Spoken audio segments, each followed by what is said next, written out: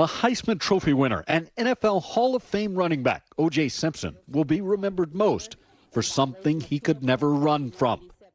Born Orenthal James Simpson in 1947, he was raised by a single mom on the rough side of San Francisco. His way out? Football.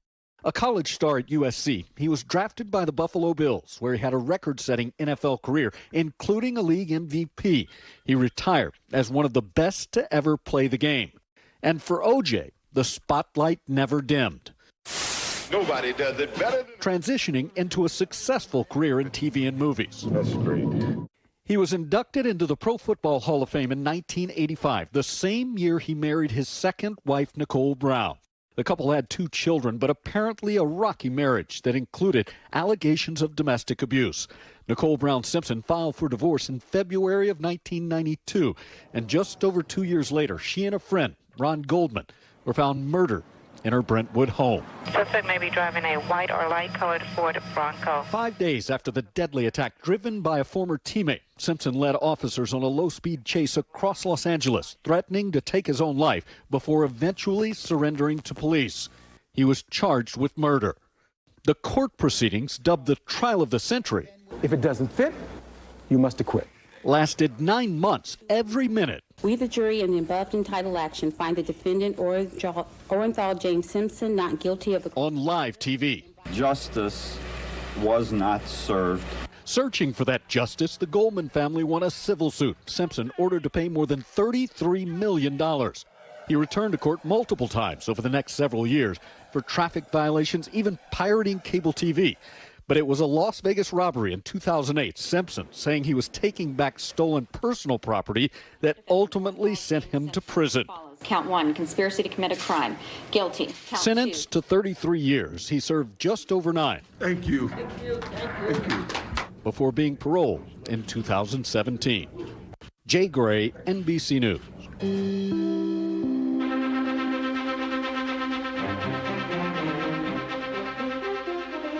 Good morning, I'm Joe Fryer. We are coming on the air with breaking news. Just moments ago, NBC News confirmed that O.J. Simpson has died at the age of 76 following a battle with cancer. The former football great rose to infamy following the 1994 slayings of his ex-wife, Nicole Brown Simpson, and her friend, Ron Goldman. He was accused of the murders, but ultimately acquitted following a lengthy trial.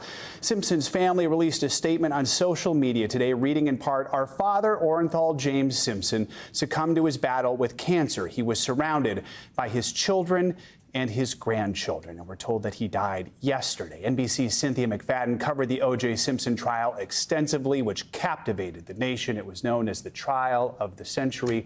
Just a stunning development in a life that started with this football great. He won the Heisman Trophy at USC, was an NFL star playing largely for the Buffalo Bills for so many years, and then came the trial and ultimately serving prison time for an armed robbery. What are you thinking right now? Well, I'm thinking that this was a life that spanned both the highest of highs and the lowest of lows. Having sat in that courtroom for the entire 11-month criminal trial and then the subsequent civil trial in which the Goldman family sued him for money damages, which were never made good on. Some of the payments were made, but very, very little of the payments were ever made. You know, O.J. Simpson was a larger-than-life person who succumbed, I think, to the very worst instincts that he had. And while he was acquitted of the criminal trial, the evidence, as you sat in the courtroom, was just a mountain of evidence, the blood evidence, the evidence piled up against him. And yet the acquittal, the jury, I think one of the things that was interesting at the time, the jury, of course, saw a much different set of facts than what those of us sitting in the courtroom saw. Much was excluded, much was changed. There were the famous, the glove, if it doesn't fit, it must you must acquit. The defense team, outlawyered the prosecution in many ways. And it was a stunning, the day of the verdict, I will never forget. I think we went in thinking that there was going to be a conviction, and it was an acquittal. He was convicted in this civil case where the standard, of course, is lower. Right. He was found liable in the civil case where, of course, it's a preponderance of the evidence versus the reasonable doubt. And we do have to remember, before we even had the trial, we had the Bronco chase, which is just this moment in history that every single person remembers, this low-speed Bronco chase through Los Angeles carried live on television. Yeah, remember, the murder, of course, occurred on June 12th, 1994. Went quickly to trial. The Bronco case was this. I mean, it's one of those things, if you were alive at that point, you probably remember where you were when that Bronco chase occurred. You know, Simpson, they went to court very quickly. I mean, when we know now, there are sometimes years of delay. In this case, they went to court in November. The crime committed in June. They went to court in November.